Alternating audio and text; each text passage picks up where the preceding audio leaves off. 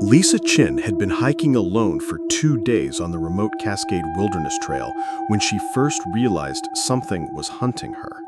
It started with small signs, branches broken at head height when there should have been no reason for anything that tall to pass through, scratches on tree bark too high and too deep to be made by any known animal, and a smell that followed her like an invisible cloud, the scent of rotting meat mixed with wet dog fur.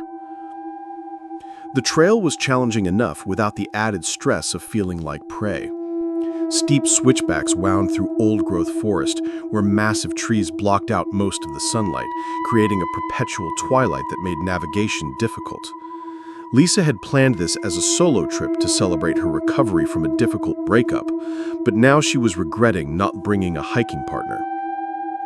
On the second night, camped beside a small alpine lake, Lisa was awakened by the sound of something large moving through the brush around her tent. Whatever it was bipedal. She could hear the distinctive rhythm of footsteps rather than the four-legged gait of a bear or elk. But the steps were wrong somehow, too heavy and spaced too far apart, as if whatever was making them had legs much longer than any humans. Lisa lay perfectly still in her sleeping bag, controlling her breathing and listening to the creature circle her campsite. Through the thin nylon of her tent, she could see a massive shadow moving against the starlight, occasionally pausing as if examining her gear or studying her scent. The circling continued for over an hour before the creature moved away, crashing through the underbrush with no regard for stealth. But Lisa didn't sleep for the rest of the night. Every sound in the forest, every owl call, every rustle of leaves could be the thing returning. In the morning, Lisa found tracks around her campsite that made her question her sanity.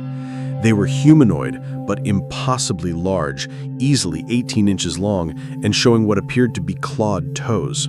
The stride length between prints was nearly 6 feet, suggesting something that stood well over 8 feet tall. But the most disturbing aspect of the tracks was their age, or lack thereof. Despite the dewy morning conditions, the prints showed no signs of moisture or weathering, as if they had been made moments before, even though Lisa had been awake and alert since before dawn. Lisa broke camp quickly and resumed hiking, but the feeling of being stalked intensified throughout the day. She began to hear sounds from the forest that didn't belong, what sounded like human voices calling her name, but distorted and echoing, as if they were coming from a great distance or being filtered through water. By afternoon, she was certain that whatever was following her was getting closer. She could hear branches snapping much nearer to the trail and occasionally caught glimpses of something large and dark moving parallel to her position through the trees. Her attempts to photograph or video the creature with her phone failed. Every image came out as an indistinct blur, as if the thing was somehow immune to being recorded. When Lisa stopped for a water break at a scenic overlook, she found something that nearly made her abandon the hike entirely. Carved into a large boulder were dozens of messages from previous hikers, all describing encounters with the same creature. "It's real. Day 3. Following me. Can't get clear photo. MJ, 2019. Thing in woods not bear. Walks like person but wrong size. Get help. RT, 2021. If you read this, go back now. It took Jenny. I'm next. DL, 2023. The most recent carving was still fresh, the wood chips scattered around the base of the boulder. It's playing with us. It could catch us any time. Why doesn't it? KR, 2024. Lisa realized with growing terror that she wasn't the first solo hiker to encounter this. If these stories sent chills down your spine, don't vanish into the darkness without hitting that like button. Share your scariest experience in the comments below, because your story might be featured next. And remember, the scariest thing is missing out. So subscribe now before the next nightmare finds you. The Whispering Pines Trail was supposed to be a simple 3-mile loop, perfect for an afternoon hike. That's what the trailhead sign said, and that's what every hiking guide confirmed. But Rachel Martinez had been walking the same trail for 6 hours, and she kept passing the same landmarks over and over again. At first, she thought she'd just gotten turned around. It happened to inexperienced hikers all the time. You miss a trail marker, take a wrong turn, and end up retracing your steps. But Rachel had hiked this trail a dozen times before. She knew every twist, every boulder, every distinctive tree. She'd passed the split-rail fence 4 times now, the same broken fence post, the same rusty nails scattered on the ground, the same message carved into the wood: help, trapped since 1987, MK.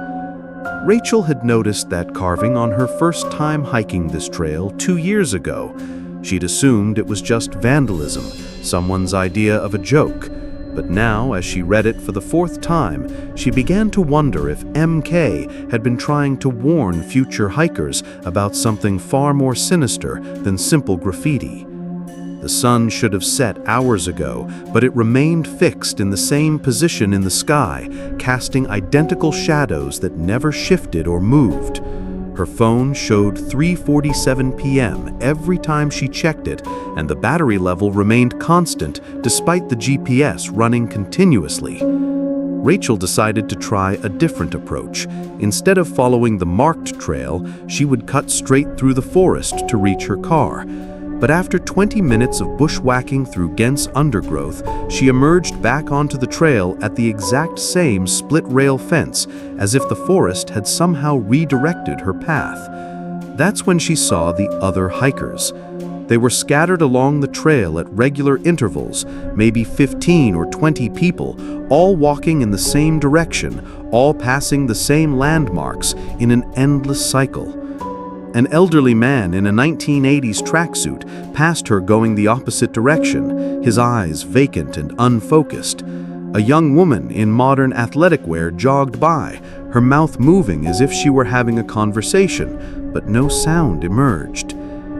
None of them seemed to see Rachel despite her calling out to them.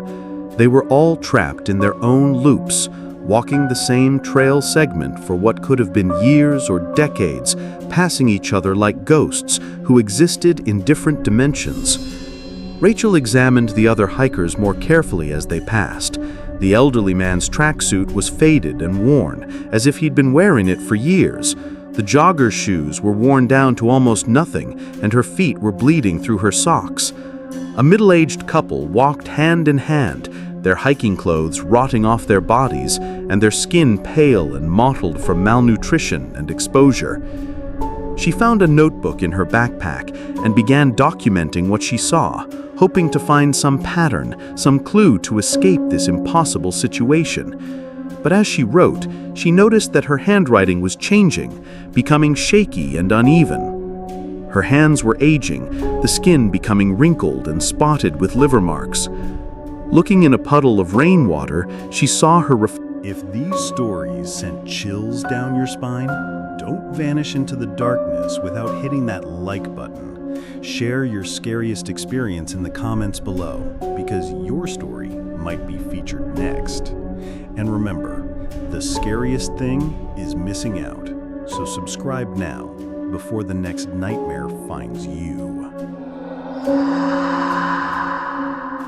Kevin had always been an experienced hiker, but the Blackwood National Forest was testing every skill he'd learned over 15 years of backcountry exploration.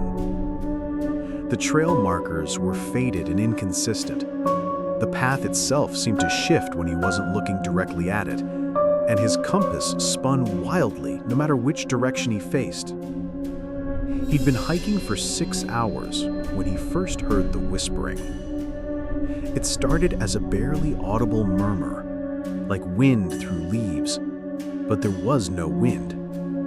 The forest was unnaturally still, with not even the sound of birds or insects to break the oppressive silence.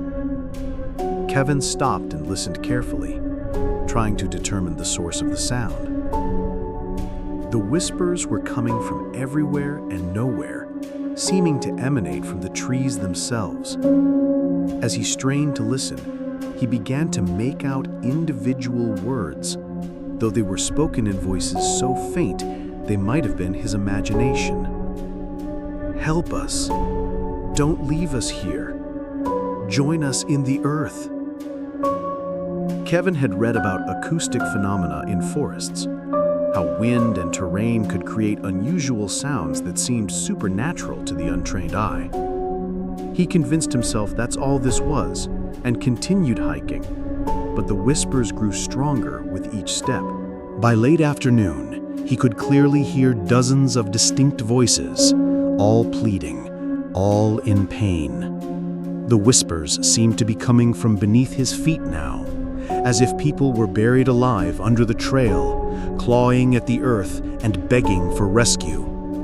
Kevin knelt and pressed his ear to the ground. The whispers became screams. "Let us out! We've been here so long!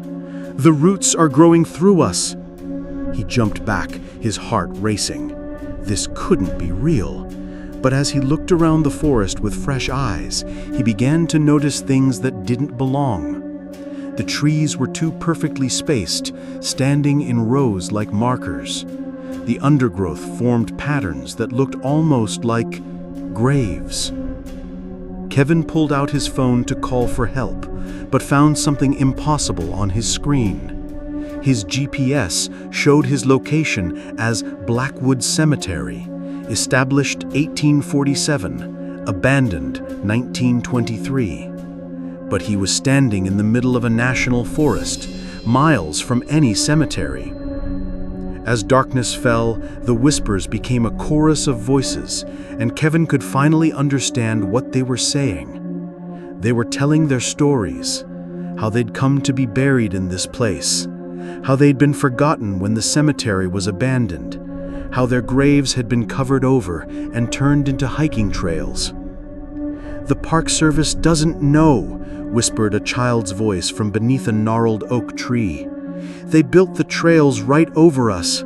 Hikers walk on our bones every day." Kevin tried to run, but his feet felt heavy, as if something was grabbing at his ankles from below. Looking down, he saw pale hands pushing up through the earth, skeletal fingers clutching at his boots. The whispers had become a roar of anguished voices, all demanding acknowledgement, all desperate to be remembered. "You have to tell them we're here," screamed a woman's voice from beneath a moss-covered boulder. "You have to make them remember us." But Kevin couldn't move now. The hands had pulled him down to his knees, and he could feel the soft earth giving way beneath him. He was sinking into the trail, becoming part of the forgotten cemetery, adding his voice to the chorus of the lost and abandoned. His last coherent thought was the realization that the trail map in his backpack showed a different route than the one he'd been following. According to the map, there was no trail through this section of forest. There never had been. Kevin's disappearance sparked a massive search effort, but rescue teams found no trace of him. The strangest part of the investigation was that his planned hiking route, according to park records, would have taken him nowhere near the area where his car was found. But hikers still report hearing whispers in Blackwood National Forest, and the chorus has grown by one voice. On quiet nights, when the wind is still and the forest holds its breath, you can hear Kevin's voice joining the others, pleading with anyone who will listen to remember the forgotten dead, to acknowledge the cemetery that lies beneath the hiking trails. The Park Service has received dozens of reports about the whispers, but official policy is to dismiss them as acoustic illusions or wildlife sounds. They can't acknowledge what the whispers really are, because that would mean admitting they built their trail system over an abandoned graveyard, turning a place of eternal rest into a recreational hiking area.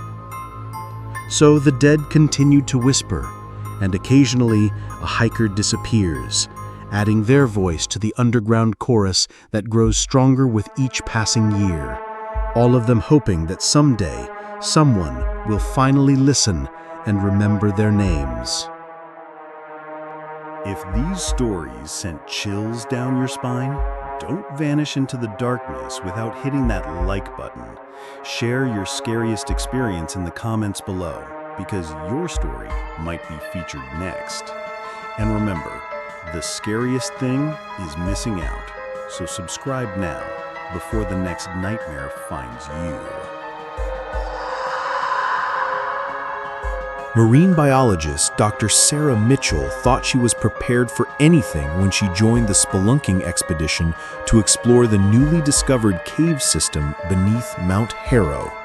She'd explored underwater caves around the world, navigated pitch-black depths where one wrong turn meant death, and remained calm in situations that would terrify most people.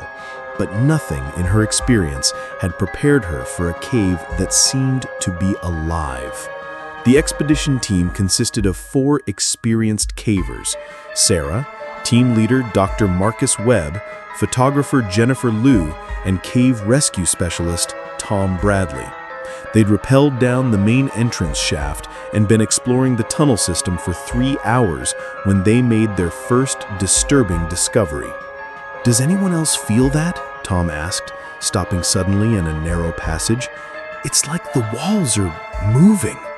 Sarah pressed her palm against the smooth cave wall and felt it immediately, a rhythmic pulsing, slow and steady, like a massive heartbeat. The limestone surface was warm to the touch and seemed to expand and contract slightly with each pulse. "Could be seismic activity," Dr. Webb suggested, but his voice lacked conviction. These mountains are geologically active. Jennifer was taking photographs when she made the next discovery. "Guys, you need to see this," she called from ahead. Her headlamp beam illuminated what appeared to be veins running through the cave walls, dark, twisted patterns that branched and divided like a circulatory system. Sarah scraped a sample from one of the vein-like formations and examined it under her magnifying glass. It wasn't mineral deposits or root systems as she'd expected. It was organic tissue, pulsing with the same rhythm as the cave walls, and it was warm to the touch. "We should head back," Tom said, his voice tight with barely controlled panic. "This isn't natural." But when they turned around, the passage they'd entered through was gone. The cave wall was solid limestone, as if the tunnel they'd walked through had never existed. Their gear bags, left at the entrance, were nowhere to be found. "Caves don't seal themselves," Dr. Webb said. But even as he spoke, they could all see new passages opening in the walls around them, dark tunnels that definitely hadn't been there minutes before. The cave was changing, growing, rearranging itself around them. The breathing sound grew stronger, a deep, rhythmic whooshing that seemed to come from deeper in the cave system. Sarah realized with growing horror that the air around them was moving in and out with each breath, as if they were standing inside the lungs of some massive creature. "We're not in a cave," she whispered. "We're inside something alive." As if responding to her words, the walls began to secrete a thick, viscous fluid that glowed with a sickly bioluminescence. The substance smelled like decay and copper, and where it touched their skin, it burned like acid. Jennifer screamed as something emerged from one of the veins in the wall, a pale worm-like appendage that writhed toward her with obvious intelligence. More appendages began pushing through the walls around them, each one seeking the warm-blooded intruders who had invaded this underground organism. The team ran deeper into the cave system, but every passage led to the same horrible discovery. They were traveling through the digestive system of something unimaginably vast and ancient. The walls pulsed around them like the inside of a stomach, and the air grew thicker and more toxic with each step. Sarah found herself separated from the others when a passage suddenly constricted, trapping her in a small chamber filled with the bioluminescent fluid. As she watched in horror, the walls began to close in, not to crush her, but to embrace her, to absorb her into the living cave system. She could hear Jennifer screaming somewhere in the distance, the sound echoing through the organic tunnels. Then Tom's voice, calling for help. Then Dr. Webb, his words becoming distorted as if he were speaking underwater. One by one, their voices faded until only Sarah remained, trapped in the shrinking chamber as the cave creature slowly digested its prey.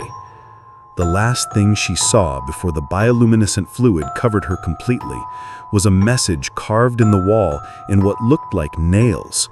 Dozens of names and dates stretching back over a century, all previous spelunkers who had discovered that Mount Harrow wasn't a mountain at all. It was something that had been sleeping beneath the earth for millennia, something that occasionally opened its mouth to breathe, creating the illusion of a cave entrance. And when curious humans ventured inside to explore, it simply closed its mouth and added them to its collection. Search and rescue teams found the expedition's abandoned vehicles at the base of Mount Harrow, but no trace of the cave entrance the team had described. According to geological surveys, Mount Harrow was solid granite with no known cave systems. But local residents report that every few years, a new cave entrance appears somewhere on the mountain, always in a different location, always looking recently discovered.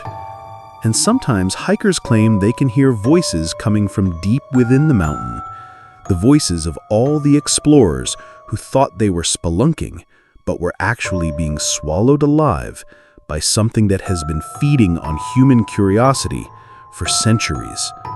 The mountain still breathes, and it's still hungry. If these stories sent chills down your spine, don't vanish into the darkness without hitting that like button.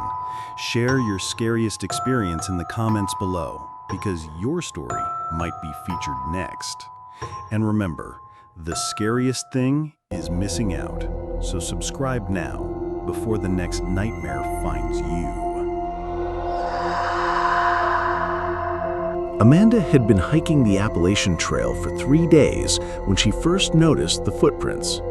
They appeared behind her on the muddy sections of the trail, perfectly matching her boot size and tread pattern. At first, she assumed they were her own prints from an earlier hike, but as she studied them more carefully, a chill ran down her spine. The prints were fresh, too fresh, and they were facing the wrong direction. Someone was following her exact path, stepping precisely in her footsteps, but walking backward. Amanda quickened her pace, her hiking poles clicking rhythmically against the rocky trail. She'd been looking forward to this solo hiking trip for months, needing the solitude to clear her head after a brutal divorce. But now the isolation felt threatening rather than peaceful. The dense forest on either side of the trail seemed to press closer with each passing hour. She decided to test her theory. Finding a patch of soft earth, Amanda deliberately stepped off the trail and made a clear footprint in the mud. Then she hid behind a large oak tree and waited, her heart pounding so loudly she was sure any follower would hear it. 20 minutes passed before she heard the soft crunch of leaves. A figure emerged from the shadows, tall, gaunt, wearing clothes that might have once been hiking gear, but were now tattered and stained with something dark. The person's face was obscured by a hood, but Amanda could see pale, skeletal hands. The figure stopped at Amanda's footprint, knelt down, and placed its foot exactly in the impression she'd made. Then it stood and continued backward down the trail, moving with an unnatural gait that seemed to flow rather than walk. Amanda waited another 10 minutes before creeping back to the trail. Where the figure had knelt, she found something that made her stomach lurch. Beside her footprint was another, identical in every way except for one horrifying detail. This print was filled with what looked like dried blood, and at the heel was a small pile of what appeared to be human teeth. She ran then, abandoning all hiking protocol, crashing through underbrush and leaping over fallen logs. Behind her, she could hear the steady rhythm of footsteps, always maintaining the same distance, never getting closer, but never falling behind. Amanda reached her planned campsite just as darkness fell completely. She quickly set up her tent with shaking hands, zipping herself inside and covering her head with her sleeping bag. But the footsteps continued circling her tent all night long, steady, measured, and patient. In the morning, Amanda unzipped her tent to find dozens of her own footprints surrounding her campsite, but all facing inward as if she had spent the night walking in circles around her own tent. And at the center of the circle, directly in front of her tent entrance, was a pile of hiking boots, dozens of pairs, all different sizes and brands, but all showing signs of recent wear. Among them, Amanda recognized a pair of distinctive red hiking boots that belonged to her college friend Jessica, who had disappeared on this same trail section 5 years ago. Her disappearance had never been solved, and search teams had found no trace of her. Amanda packed her gear in record time and headed for the nearest trail exit, but as she hiked, she noticed something impossible. The trail behind her was changing. Where she had walked, the path was becoming wider, more worn, as if hundreds of hikers had passed through. And the footprints, there were so many footprints now, all different sizes, all facing backward, all leading to where she had been, rather than where she was going. She reached the parking area to find her car exactly as she'd left it, but sitting on her windshield was a trail map marked with red X's. Each X marked a location where a hiker had disappeared over the past decade. Amanda counted 23 X's, and with growing horror, she realized that her campsite from the previous night was marked with a fresh red X. Amanda drove home and immediately contacted the Park Service to report what she had experienced. The ranger she spoke with listened politely, but seemed skeptical until she mentioned the backward footprints. "Ma'am, you're the 5th person to report that exact phenomenon this year," he said quietly. "All the others went back to investigate further. None of them came back out." Amanda never hiked alone again, but sometimes when she's walking on busy city sidewalks, she notices footprints in the dust or snow behind her, footprints that match her shoes perfectly, but face the wrong direction.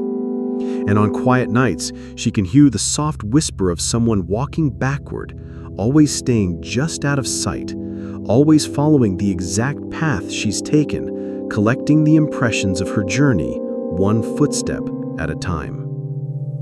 The trail that follows you never ends. It just grows longer with each person who discovers it, and eventually, everyone who finds the backward footprints becomes part of the trail itself, walking in reverse through eternity, adding their own prints to the collection, waiting for the next solo hiker to notice something wrong with the path behind them. If these stories sent chills down your spine, don't vanish into the darkness without hitting that like button. Share your scariest experience in the comments below, because your story might be featured next. And remember, the scariest thing is missing out. So subscribe now before the next nightmare finds you.